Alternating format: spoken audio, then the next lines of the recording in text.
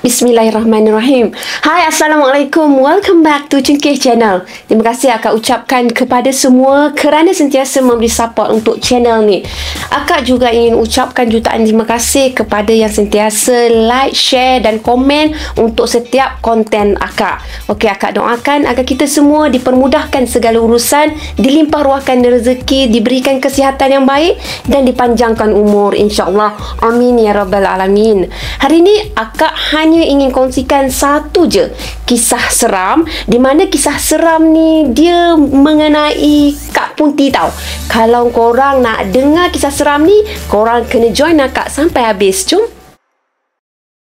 Bismillahirrahmanirrahim. Qul a'udzu birabbin nas, malikin nas, ilahin nas, min syarril waswasil khannas, alladhi yuwaswisu fi sudurin nas, minal jinnati wan nas.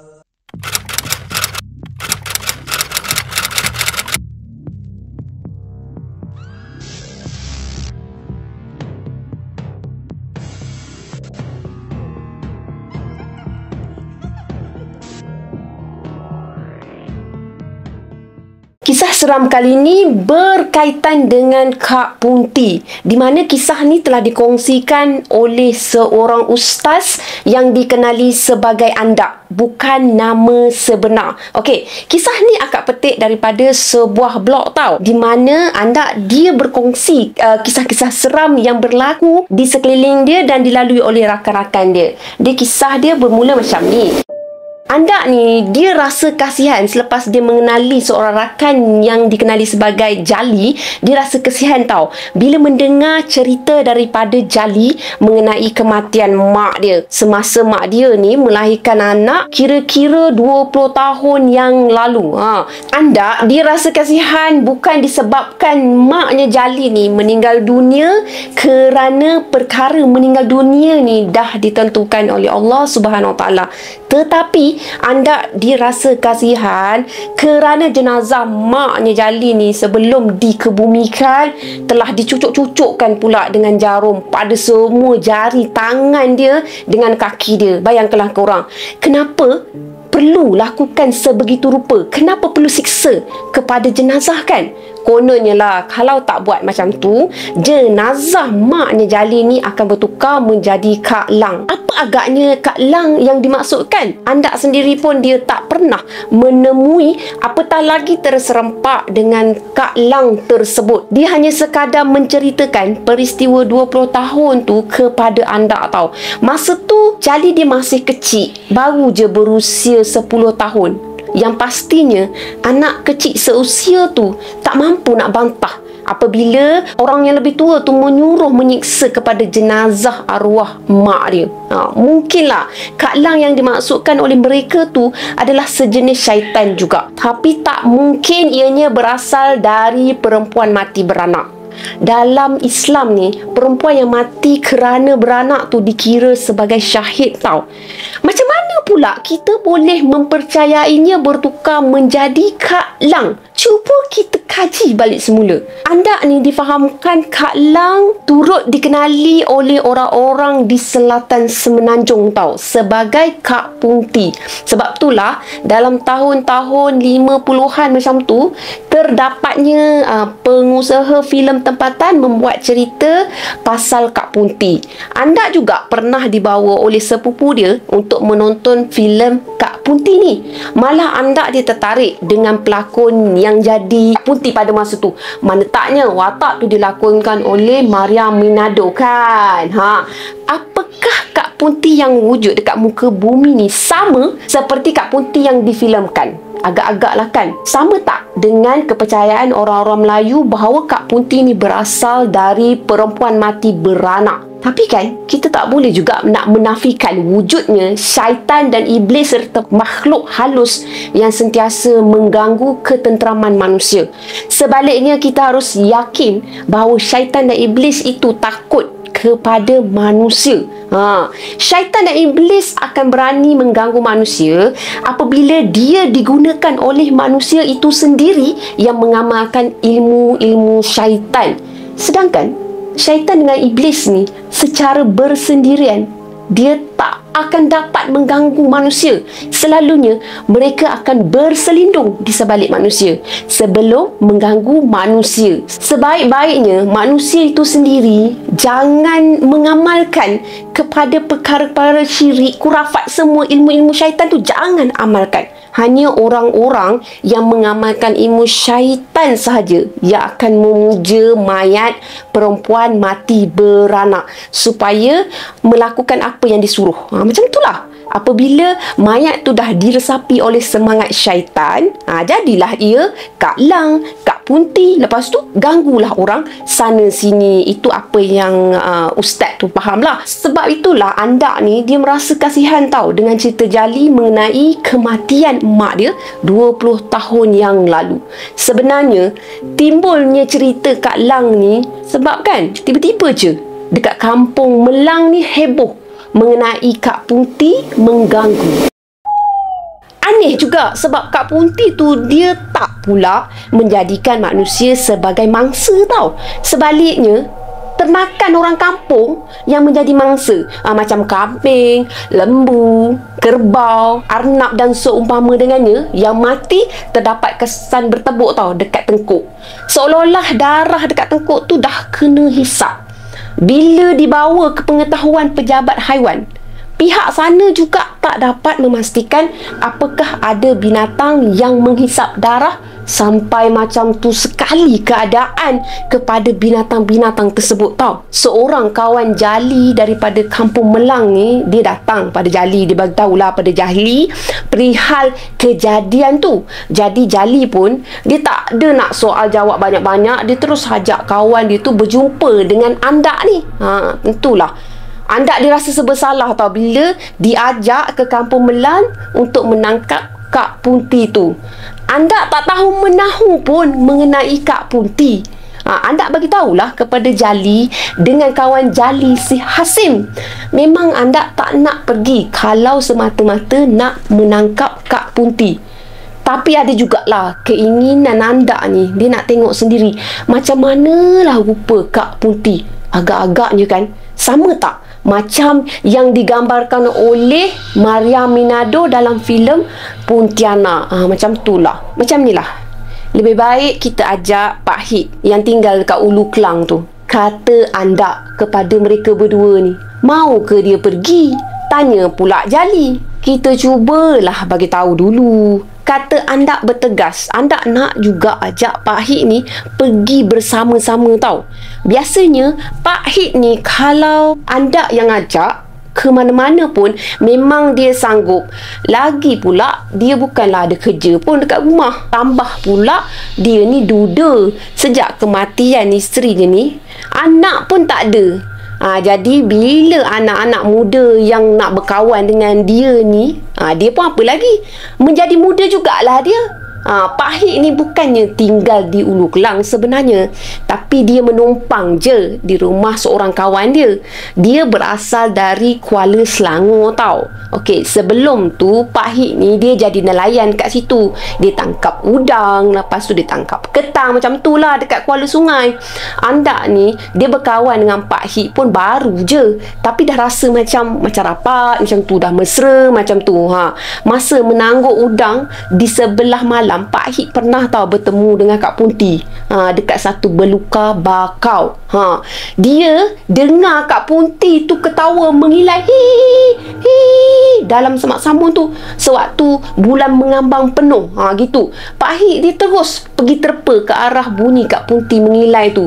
Dia dapat tengok lah dengan jelas Kak Punti tu bertenggek dekat hujung pokok bakau. Bila Pak Hik goncang-goncangkan pokok tu, dia pula yang kena kencing dengan Kak Punti tu. Akibat dikencing dengan Kak Punti tu, terpaksalah Pak Hik bakar segala pakaian yang dia pakai pada waktu tu. Sebab pakaian tu dah hancing sangat dah. Pakaian yang dikencing Kak Punti tu. Dikatakan oleh Pak Hik bahawasanya kalau pakai berkotak-kotak sabun sekalipun takkan hilang bau hancing Kak Punti tu. Kenapa tak tangkap? Andak dia bergurau dengan Pak Hik. Bergurau buat tanya kan. Memang aku nak tangkap, tapi dia lari. Kata Pak Hik sambil tersengih-sengih. Pak Hik bawa paku tak? Usik lagi Andak pada Pak Hik. Berapa pula paku bagai? Kata Pak Hik sambil menggaru-garu tunggul janggut dia kat dagu dia. Gitu. Memang dia dapat menduga tau maksud Andak bertanya macam tu. Ustaz nak saya berkahwin dengan Kak Punti ke? Buat apa kan? Manusia kan ramai, lagi cantik. Kata Pak Hik sambil ketawa tau. Cerita orang-orang tua mengenai Kak Punti ni kononnya lah, tengkuk Kak Punti tu ada lubang. Bila dicucukkan paku ke dalam lubang tu, Kak Punti akan menjelma jadi manusia. Lepas tu dia tak dapat dah nak kembali kepada asal dia. Inilah sebahagian daripada cerita tahyul yang menyimpang dari akidah Islam. Kalaulah Kak Punti ni wujud, dia tetap jenis syaitan juga yang menjadi musuh manusia tau. Tak ada sebab lah dia boleh menjelma jadi manusia, lepas tu tak dapat kembali pula menjadi Kak Punti kepada kehidupan asal dia. Lepas tu dia boleh kahwin dengan orang biasa manusia ke? Tak logik lah kan. Bila dikenangkan Pak Hik ni kencing dengan Kak Punti, Andak juga dia pernah mengalami tau keadaan yang sama. Masa tu Andak dia masih lagi anak nakal. Dia dalam usia dia masa tu lingkungan 15 tahun. Andak masa tu dia temankan seorang kawan dia ni nak jumpa makwa. So kononnya macam tu lah, dekat satu malam tu dia nak jumpalah makwa kan, berdekatan dengan belukar kubur. Masa kawan Andak tu pergi jumpa dengan makwa dia tu, Andak dia tercangkung menunggu. Kira-kira 4 rantai je dari tempat pertemuan Pak Makwa tu. Jadi selepas tu Andak dengan kawan dia tu akan sama-sama lah balik ke madrasah Tok Haji untuk tidur kat sana kan. Kalaulah Tok Haji tu tahu perbuatan nakal si Andak masa tu, confirm si Andak ni akan kena marah teruk tau. Tapi Andak dia sengaja memberanikan hati dia sebab dia nak tolong kawan dia tu. Akhirnya Alhamdulillah kawan dia kahwin juga dengan makwanya tu. Kira Alhamdulillah. Jadi masa nak menunggu kawannya tu bercintan-cintun tu, Andak dia ada dengar tau bunyi ketawa mengilai dekat atas pokok rambai yang rimbun dekat tepi belukar kubur tu. Dok mengilai memang macam tu kan, macam nak mengusik je pada mereka ni tau. Tapi disebabkan Andak ni dia tak ada pun rasa takut, sebab Tok Haji selalu sangat berpesan pada dia, ingatkan pada dia supaya takut kepada Allah Subhanahu Wa Taala sahaja. Andak pun dia menghampirilah pokok rambai tu sambil menyuluh dengan lampu picit tau. Tiba-tiba Andak dia rasa air memecik atas muka dia. Lepas tu Andak dia dengar satu lompatan ke arah pokok enau yang ada berdekatan dengan pokok tu. Jelas pada silau lampu picit tu macam seekor musang berlari pun ya. Musang tu melarikan diri. Air yang memecik tu memanglah air kencing, bau hancing. Memang tak boleh hilang bila direndam dengan berkotak-kotak sabun. Macam itulah. Walau bagaimanapun Andak tak pula rasa nak bertanyakan kepada Pak Hik mengenai persamaan si musang dengan Kak Punti. Dia bimbang tau. Manalah tahu kalau kecil pula hati Pak Hik kan kalau ditanya macam tu. Tapi Andak percayalah, Pak Hik ni seorang yang berani. Sebab pernah kawan-kawan Pak Hik ni bagi tahu bahawasanya Pak Hik pernah kejar harimau. Korang percaya tak? Dia kejar harimau semasa terserempak masa dia mencari ketam dekat Kuala Sungai. Andak tanya pada Pak Hik mengenai cerita dia kejar harimau tu. Kata Pak Hik, aku terserempak harimau bintang. Ya betul. Dia membelakangkan aku. dekat atas tebing dekat tepi sungai tu. Aku pun apa lagi, aku sergah lah harimau tu. Disebabkan terperanjat, harimau tu pun melompat langsung lari. Aku pun pura-pura lah kejar. Aku tak kejar betul-betul pun. Aku acah-acah kejar je. Manalah tahu kalau dia berpaling. Nahas aku di baham harimau tu pula. Sambil ketawa, terkikik-kikik je. Pak Hik tu, dia bercerita kepada Andak tau. Sambil-sambil geleng-gelengkan kepala. Dia rasa kelakar pula bila dikenangkan peristiwa tersebut tau. Mendengar kepada penjelasan Pak Hik tu, Andak dia berpendapat lah, Pak Hik ni bukanlah berani secara orang kata membabi buta, main berani je. Dia takkan sergah lah seekor harimau yang sedang tidur kalau ikutkan kepada keberanian hati semata-mata. Tapi dah lama, sejak beberapa bulan ni Andak mendampingi Pak Hik ni, dia masih belum dapat melihat keberanian sebenar Andak tau. Daripada penceritaan Pak Hik selama ni, memang Pak Hik menjelaskan bahawa dia macam berani-berani apa yang didengar dengan rakan-rakan Pak Hik apa semua kan. Tapi dia nak confirmkan bahawasanya Pak Hik ni memang orang yang berani. Oleh disebab itulah, makanya Andak ni dia ajak Pak Hik bersama-sama ke Kampung Melan, kampung kawan kepada Jali tadi tau. Okey, Andak dia bagi tahu pada Hasim bahawasanya Pak Hik ni memang berpengalaman mengenai Kak Punti. Padahal Andak sendiri tak tahu pun sama ada Pak Hik ni betul-betul berpengalaman atau tak. Dia sendiri pun confused kan. So tujuan Andak sebenarnya nak mengelak diri daripada Hasim supaya tak dianggapnya Andak tu tahu sebenda pasal Kak Punti ni. Sepanjang umur Andak lah belum pernah bertemu dengan golongan syaitan ni dekat alam nyata tau, kecuali melalui perbuatan secara tidur. Macam tu lah ketika ke Kuala Terengganu dengan seorang kawan. Kawan dia tu ada bagi tahu mengenai peristiwa kawan dia tu bertemu dengan lembaga manusia di Bukit Kijal. Korang tahu tak Bukit Kijal kat mana? So kawan Andak ni, dia berpesan lah kepada Andak supaya jangan terkejut lah kalau ternampak lembaga yang sama, yang berkenaan kan. Alhamdulillah, apabila kereta mereka ni sampai kat Bukit Kijal, kira-kira lebih kurang lah pukul 11.30 malam, Andak dia tak ternampak pun lembaga yang dibimbangkan oleh kawan dia tu.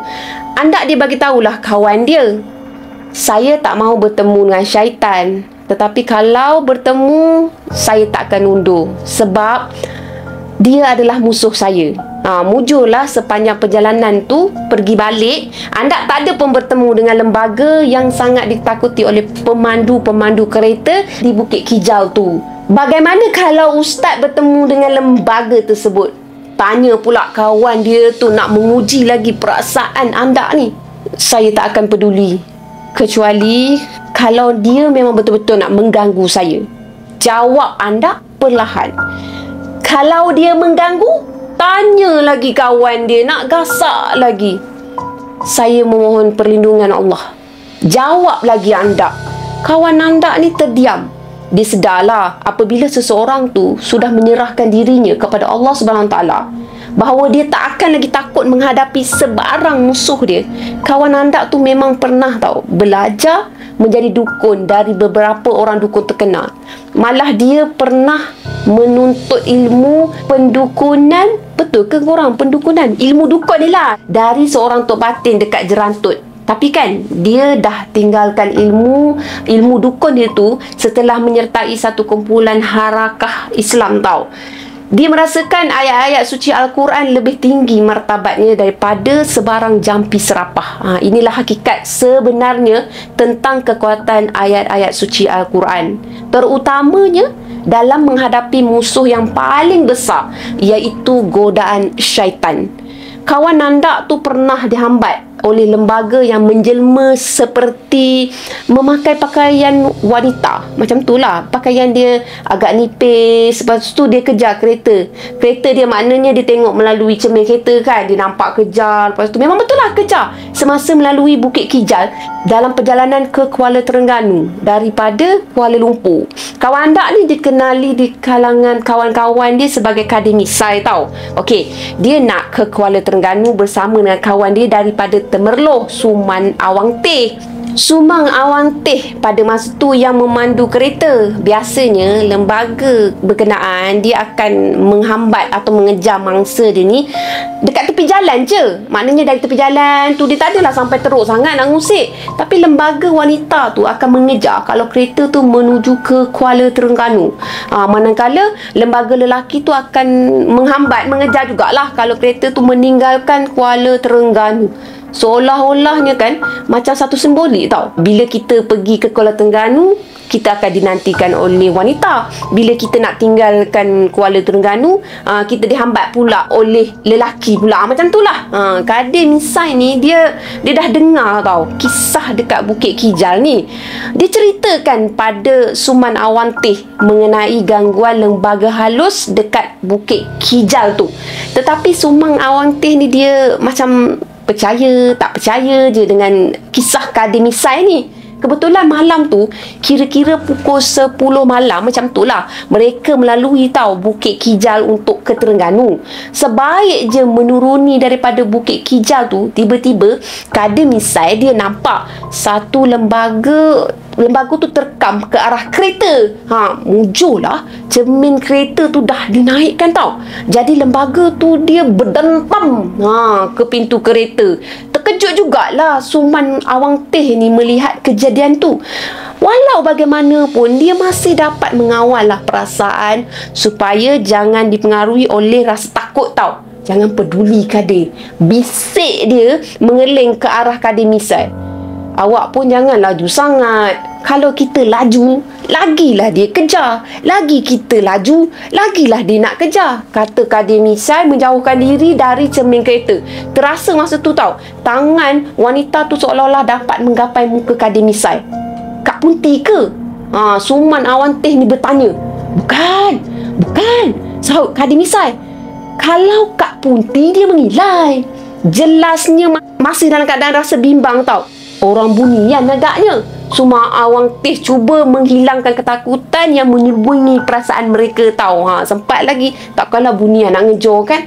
Tak mungkin. Kadir Misai dia mengeluh pendek. Tak mungkin lah. Lembaga tu terus juga mengejar mereka dari arah tepi jalan. Sekali-sekala pintu kereta sampai terdengar bunyi. Dentamnya tu memang kuat. Jelas tau korang. Jelas sangat. Tapi tak adalah sampai nak ganggu kereta yang dipandu pada masa tu. Lembaga tu akan berlari mengikut kelajuan kereta. Dah cakap tadi kan. Jadi muka lembaga tu tak berapa jelas sangat lah kepada Kadir Misai ni. Dia tak dapat tengok lah kan. Tapi apa yang pasti dan jelasnya, memang tu seorang wanita. Sebab rambut dia panjang mengurai. Lepas tu pakaian dia pula macam perempuan yang pakai baju tidur. Baju kelawar ke korang? Baju tidur halus, jarang-jarang macam tu menggerbang. Kita berhenti je lah. Sumang Awang Teh ni dah mula marah tau dengan kelakuan lembaga tu. Lembaga tu merempuh kereta dia, mana tak marah kan? Jangan. Lebih baik kita terus je. Jangan pedulikan dia, kata Kadir Misai. Dia juga dari mula ni dia geram sebenarnya dengan gangguan lembaga tu. Kalau dia ikutkan cadangan Suman Awang Teh tu, bimbang jugalah lembaga tu bertindak lebih jauh tau. Manalah nak tahu lembaga tu akan humbankan kereta Sumang Awang Teh tu ke bawah gaung ke. Apa akan jadi kalau kereta mereka tu dihumbankan ke gaung? Tentu-tentulah dia dengan Suman Awang Teh ni terperangkap jadi mangsa tau. Dan tentu-tentu jugalah orang ramai akan katakan kereta mereka ni terbabas. Sebab itulah terhumban ke bawah gaung. Kerana sebab itulah Kadir Misai ni dia melarang tau kawan dia tu ikut perasaan marah dekat hati. Sehinggalah mereka masuk ke kawasan kampung, barulah lembaga tu dah tak kejar lagi mereka. Barulah lega hati Kadir Misai ni akhirnya tau. Sebab lembaga tu memang betul-betul dah tak ada mengikuti mereka langsung. Kalaulah dia masih lagi mengamalkan ilmu dukun dia tu, memang diujinya lembaga tu. Macam tu lah. Mengapa kau tak gunakan ayat-ayat Al-Quran? Tanya anda apabila dia menceritakan peristiwa tu kepada anda dalam perjalanan nak menuju ke Kuala Terengganu. Lebih kurang dalam bulan Januari tahun 85 yang lalu, macam tu. Aku tak tahu ayat mana yang hendak digunakan. Kata kademisai perlahan. Dia sebenarnya dah segan sebenarnya. Sebab yelah dia bela kan, tak tahu. Tak ada pula dia terfikir nak baca-baca ayat suci kan. Surah Al-Ikhlas tu dah cukup tau untuk menghancurkan syaitan. Kata anda menjelaskan kekuatan surah Al-Fatihah.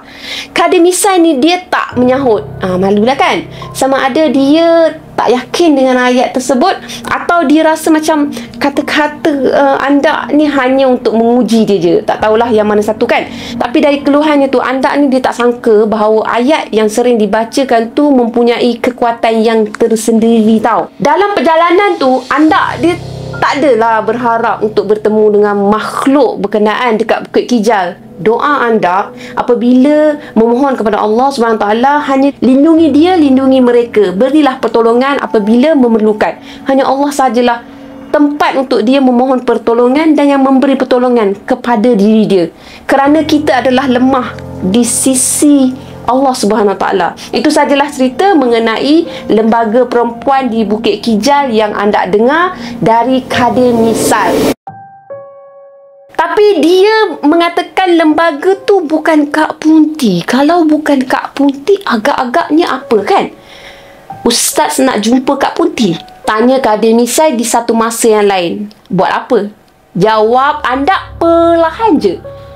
Saya tak ada urusan dengannya. Buat apa saya nak jumpa? Kecualilah kalau terserempak. Kata anda pada Kademisai. Memang tak ada gunanya pun kita sengaja mempunyai tujuan untuk bertemu dengan jenis-jenis benda macam ni. Sebagai makhluk Allah, syaitan juga mempunyai kegiatan hidup seharian tau. Macam kita juga. Cukuplah kita menyedari bahawa syaitan tu wujud. Tanggungjawab syaitan ialah untuk memusnahkan anak-anak Adam.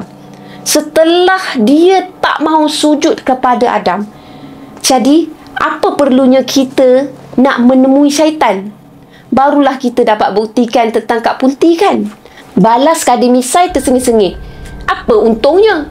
Anda agak tersinggung juga dengan kata-kata Kademisai tau. Seolah-olah anda sengaja nak cari syaitan. Kita nak tunjuk pada orang mengenai Kak Punti. Katanya lagi, kerja sia-sia Kade. Jelas anda mengingatkan Kade dengan tegas. Macam tu. Kalau orang percaya kepada ayat A'udzubillahi minasyaitonirrajim, orang akan sedar syaitan itu wujud dan mengganggu manusia. Itulah buktinya. Kata anda kesal dengan sikap Kademisai tau. Tapi anda tahu Kademisai ni hanya bergurau. Dia sebenarnya nak mempersenda-sendakan Kak Punti tu. Tapi cara dia bergurau tu memang agak kasar lah kan. Disebabkan dah lama terlibat dengan ilmu dukun, tertentulah dia sering ditanya oleh orang ramai mengenai hantu jembalang yang mengganggu pesakit-pesakit dia. Selama tu jugalah dia tak dapat nak buktikan kepada orang ramai apakah sebenarnya hantu jembalang tersebut. Jadi dia menganggaplah anda ni menghadapi masalah yang sama. Sedangkan berkali-kali anda bagi tahu pada dia bahawasanya anda bukanlah seorang dukun. Dia macam ni sebenarnya. Bermulanya perkenalan anda dengan Jali yang berasal dari Bukit Mertajam tu. Pada mulanya, Jali dengan isteri dia ni datang ke rumah anda dengan tujuan nak buat satu parti Al-Qorok benda entah. Kebetulan lah isterinya Jali ni memang kenal dengan isteri anda. Tapi sebab itulah dia minta tolong isteri anda ni bantu dia mengadakan parti Al-Qorok tu. Parti tu diusahakan oleh isteri Jali ni kan. Jadi Jali ikut sama menghantar isteri dia ni pergi jumpa dengan isteri anda ni. Jadi bila sampai ke rumah anda tu, dia nak masuk rumah anda kan, isteri Jali ni rasa diri dia tiba-tiba seram sejuk tau. Kepala tu rasa macam pening je. Menyebabkan isteri Jali ni hampir pitam. Akhirnya parti Al-Qorok tu juga tergendala. Jiran-jiran yang dah datang berkumpul kat situ pun terkejut lah kan bila dah tengok peristiwa yang tiba-tiba je berlaku. Kejadian macam tu tiba-tiba berlaku kan. Lepas tu bila tengok pada keadaan isteri dia ni, Jali dia cepat-cepatlah terpa datang balik dekat isteri dia tu. Dia pun terkejut dengan keadaan isteri dia tu. Sementara isteri anda ni pula dia cepat-cepatlah panggil Andak ni. Andak pada masa tu dia berada kat dalam bilik. Dia memang tak bercampur lah dengan parti yang macam tu. Dia masa tu dia tengah membaca buku. Lagipun Andak ni dia tak nak mengganggu kepada parti isteri dia. So dia memang stay lah dekat bilik. Bila Andak ni dah dipanggil isteri dia, dia pun keluar lah tengok dekat luar apa yang berlaku. Masa tu dia tengok lah kepada isteri Jali ni, Mimi tau nama dia. Itulah pertama kali Andak ni berkenalan dengan Jali. Selepas tu mereka pun jadilah kawan baik pula. Badan saya ni rasa nak demam, Ustaz, kata Mimi gelisah masa tu. Bila awak demam? Tanya Andak. Tak tahu. Dari rumah tadi sihat je. Beritahu Jali serba salah sebab orang-orang yang dipanggil untuk parti Al-Qorok tu dah pun datang. Tiba-tiba tergendala pula nak buat macam mana kan? Selalu ke dia kena macam ni? Andak dia bertanyakan kepada Jali sebab dia nak jawapan, nak kepastian. Apakah isteri dia ni memang dah lalui macam ni ke, memang dah sakit ke kan? Lepas tu Jali pun jawablah, tak pernah pula. Dia jawab dalam keadaan gugup. Tapi selalu jugalah dia mengadu sakit kepala. Lepas tu dia rasa lenguh-lenguh badan, macam seolah-olah dibawa satu beban yang berat tau. Jawab Jali lagi tau. Andak dia suruh pula isteri dia ni ambil air sejuk segelas. Lepas tu Andak pun bacakanlah surah Al-Ikhlas 3 kali. Lepas tu dia suruhlah Mimi ni minum air tu. Sebaik saja Mimi ni minum air tu, dia terpekik. Panas!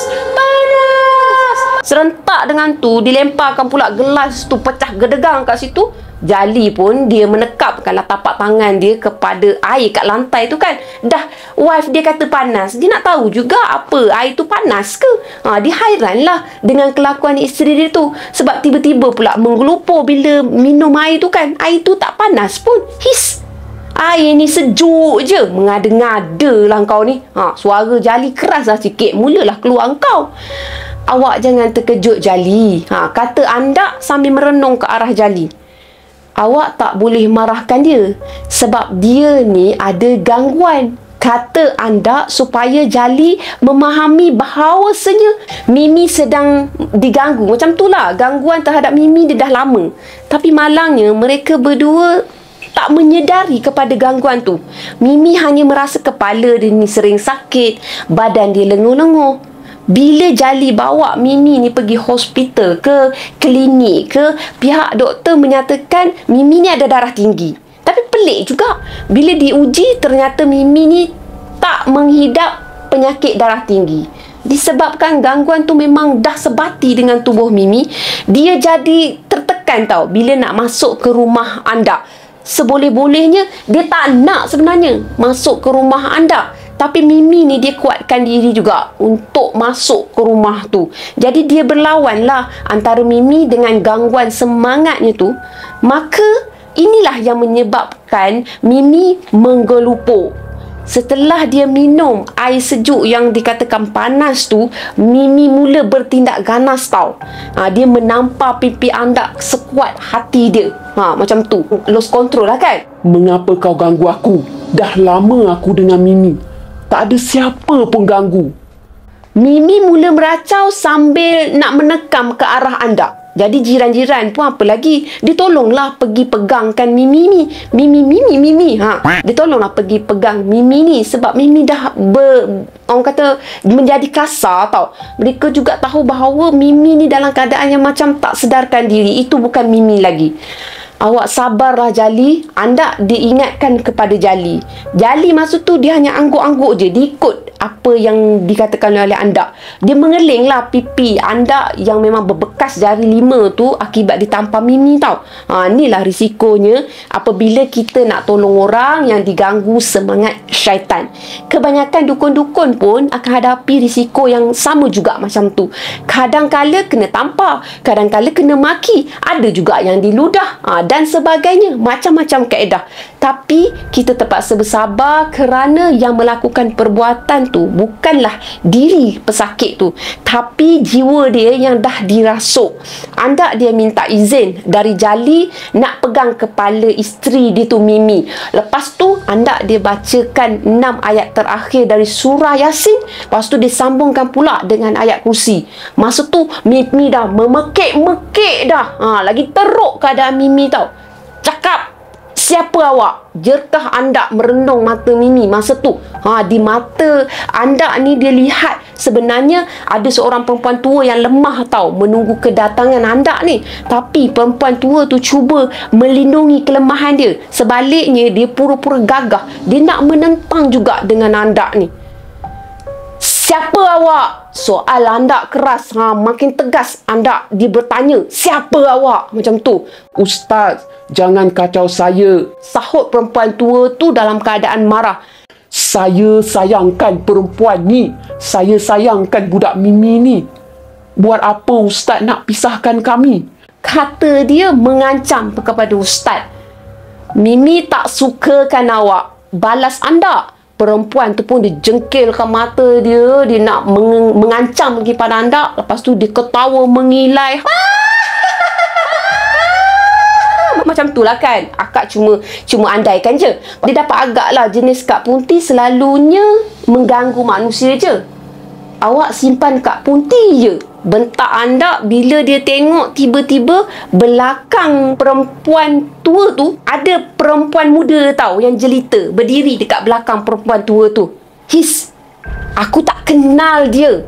Sahut perempuan tua tu. Dia nak alihkan pandangan kepada perempuan muda yang mengilai tu. Lagi kuatlah perempuan muda tu mengilai. Kau nak memperbodoh-bodohkan aku ke? Kata Andak. Lepas tu dibacakan ayat-ayat yang lain tau. Api tiba-tiba je menyala dekat depan dia, menyebabkan perempuan tua tu terpekik-pekik. Perempuan tu kata panas macam tu lah. Seluruh badan perempuan tua tu menggelupur sebab bahan panas tu menyala dekat sekeliling dia tau. Perempuan muda tu pula dia cuba larikan diri daripada api yang menyala tu, tapi cepat-cepat disambar oleh tangan perempuan tua tu. Dia pegang perempuan muda tu. Lepas tu mereka berpelukan menghadapi api yang menjulang tu tau. Tolong, kata perempuan muda tu. Dia merayu. Tolong Ustaz, saya tak tahu apa-apa. Tolong Ustaz, saya sesat je ni. Saya tersesat. Orang tua ni tipu saya Ustaz. Tolong Ustaz. Kata perempuan muda tu. Dia merintih tau, macam nak menangis semua kan. Tapi memang dasar syaitan kan, tak nak mengaku kesalahan dia. Dia akan menyalahkan orang lain bila diri dia terancam. Oleh itulah Andak ni dia langsung tak terpengaruh dengan rintihan Kak Punti tu. Andak dia terus bacakan beberapa potong ayat lagi untuk menyerang lagi dan menyerang lagi supaya kedua-duanya meninggalkan Mimi tau. Ustaz, tolong saya Ustaz. Rayu lagi perempuan muda tu minta kasihan. Saya tu sesat jalan Ustaz, percayalah Ustaz. Saya sesat je ni jalan Ustaz, tolonglah Ustaz, lepaskanlah saya. Saya bukan nak ke sini tadi, tapi orang tua ni pedayakan saya Ustaz. Tolonglah saya. Lepas tu Ustaz jawab lah, aku tak percaya. Jawab Ustaz tu dalam keadaan tegas. Saya tak bohong Ustaz, saya tak bohong, percayalah saya Ustaz. Kata perempuan muda tu lagi, merayu juga lagi dengan Ustaz. Awak mahu pergi tinggalkan Mimi? Ustaz Andak ni dia soal kepada perempuan muda tu dalam keadaan tegas tau. Saya memang nak pergi. Saya akan pergi. Memang beria benar. Perempuan muda tu nak pergi tinggalkan Mimi. Memanglah Andak masa tu dia tengok perempuan muda tu memang betul-betul nak pergi. Tapi perempuan tua tu pula yang memaut pinggang perempuan muda tu. Dipautnya kuat-kuat. Macam manalah perempuan muda tu nak pergi. Lepas tu dia terfikir masa tu, macam mana pula kamu ni boleh sesat? Tanya Andak pada perempuan muda tu. Perempuan muda tu pun jawab, saya nak balik. Orang tua ni ajak singgah. Jawab perempuan muda tu sambil meronta-ronta minta dilepaskan daripada pautan perempuan tua tu. Perempuan muda tu pun dia mengakulah diri dia memang Kak Punti. Dia sebenarnya nak larikan diri daripada manusia. Demikianlah sama juga kan apa yang dialami oleh Pak Hik tadi masa dia terserempak dengan Kak Punti. Pak Hik dia bagi tahu tau pada Andak, Kak Punti ni memang takut dengan manusia. Dia akan lari bila terserempak dengan manusia sampaikan boleh terkeluar kencing tau. Tapi mengapa manusia takut pada Kak Punti. Kak Punti ni dia diperalatkan oleh perempuan tu bagi menjadi perisai dia lah bila dia diserang oleh andak ni. Sebab tu lah masa Kak Punti ni lintas kawasan tu, dia terpedaya tau dengan orang tua ni. Lepas tu dia terjebak masuk sekali untuk terlibat dengan apa yang berlaku pada orang tua ni dengan andak ni. Dia memang jujurnya memang tersesat lah. Itulah yang cuba nak diberitahukan kepada anda ni. Baiklah, kalau awak nak balik, baliklah sekarang, kata anda sambil memberhentikan serangan. Perempuan muda tu mengilai panjang sebaik je api yang menyala tu padam. Tapi dia tak dapat nak bergerak, malangkan pinggang dia masih dipaut kuat oleh perempuan tua tu. Awak lawanlah dia, lepas tu awak pergi daripada sini. Perempuan muda yang mengaku diri dia tu Kak Punti terus juga meronta-ronta nak minta dilepaskan diri. Tapi ternyatalah rontaan dia tu tak dapat buka pun pautan tangan perempuan tua tu. Perempuan tua tu lagi kuat daripada dia. Andak dia jadi marah lah dengan sikap perempuan tua tu. Dia tahu selagi perempuan muda tu tak dapat dipautnya, andak tak akan menyerang dia. Macam tu lah. Lepas tu andak dibacakanlah, innahu min Sulaiman wa innahu bismillahirrahmanirrahim. Andak menghentakkan kaki, serentak dia baca tu. Andak mempunyai iktikad bahawa Kak Punti tu adalah hamba yang boleh dia perintah. Kak Punti tu akan mengikut apa je perintah andak selagi dia dalam kekuasaan andak, selagi andak boleh menguasai dia lah. Sekarang awak cakar muka perempuan tua tu dengan kuku awak. Perintah anda kepada Kak Punti yang memang mendakwa dia tu tersesat tu kan. Sekaligus lepas tu, dia pun apa lagi, Kak Punti tu pun cakarlah muka perempuan tua tu dengan kuku dia yang panjang dan keras. Perempuan tua tu terjerit-jerit lah menahan kesakitan. Di sini maknanya anda dah berjaya menggunakan syaitan untuk menyerang syaitan lain. Anda gunakan Kak Punti yang tersesat tu untuk serang perempuan tua tu. Nak atau tak, perempuan tua tu terpaksa melepaskan Kak Punti tu. Dek kerana gembira sangat Kak Punti tu, bila dia dah terlepas daripada pautan perempuan tua tu, dia mengilai lagi sebagai tanda berjaya. Sekarang awak pergi. Jangan mengganggu lagi. Perintah anda setelah menyedari bahawa dia bercakap benar. Baiklah Ustaz, saya pergi sekarang. Sahut Kak Punti tu. Lepas tu Kak Punti tu pun menghilang daripada pandangan.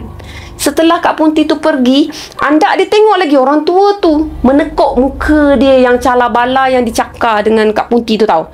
Dia mengerang-erang menahan kesakitan. Tak berani dah dia nak memandang anda. Awak jangan ganggu Mimi lagi. Tahu? Jerkah anda mengancam dia. 7 tahun aku bela dia. Perempuan tua tu teresak-esak menangis tau. 7 tahun aku bela Mimi. Sekarang senang-senang kau nak rampas dia dari tangan aku. Dia menahan kesakitan tu akibat dicakar kuku Kak Punti sambil-sambil menangis. Pandai pula kan dia menangis. Pasal apa awak bela dia? Dia ada keluarga. Ejek anda. Aku sayangkan dia. Sahut perempuan tua tu lagi. Mimi tak sayang kau. Lebih baik kau tinggalkan dia. Tegas anda mengingatkan kepada perempuan tua tu. Perempuan tua tu pun menangis. Lagi teruk, lagi teresak-esak. Kesakitan yang dicakar oleh Kak Punti tu sebenarnya tak jadi ancaman pun pada diri dia. Tapi dia tak dapat nak tahan daripada ayat-ayat Al-Quran yang dibacakan di hadapan dia tau.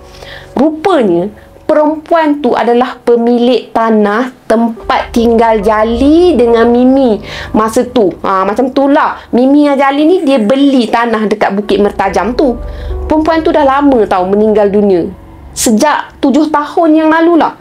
Keluarga dia tu jualkan tanah tu kepada Jali disebabkan harga tanah tu murah. Makanya Jali pun belilah tanah tu. Sejak beli tanah tu lah, Mimi ni selalu rasa sakit kepala, badan dia lengur-lengur, seolah-olah macam dibawa satu beban yang berat tau. Bila dibawa berubat ke hospital, doktor kata dia ada darah tinggi. Tapi bila buat ujian darah tinggi, tak ada pula. kesan-kesan darah tinggi tu semua. Bila Mimi dah sedar, Andak dinasihatkan Jali dengan jiran-jiran supaya tak ceritakan perkara tu kepada Mimi. Apa yang berlaku tu semua jangan ceritakan kepada Mimi bila Mimi dah sedar. Jadi segala percakapan Andak dengan perempuan tua dan Kak Punti yang tersesat tu dapat mereka semua ni dengar melalui Mimi. Mimi yang berbalaskan masa tu kan. Bermula dari kisah tu jugalah Jali diajak kawan dia Hasim menemui Andak untuk mengajak ke kampung Melang. Andak pula diajak Pak Hik bersama sebab dia percaya Pak Hik juga mempunyai pengalaman lebih daripada dia. Macam itulah kisahnya pun tamat. Sekian saja kisah untuk kali ni. Apa pun akak ucapkan terima kasih kerana dengar sampai habis. Kalau akak ada sebarang kesilapan, akak minta maaf. Untuk korang semua, jangan lupa untuk like, share dan komen kepada konten akak ni. Bye korang. Assalamualaikum. Jangan lupa subscribe. Bye. Terima kasih.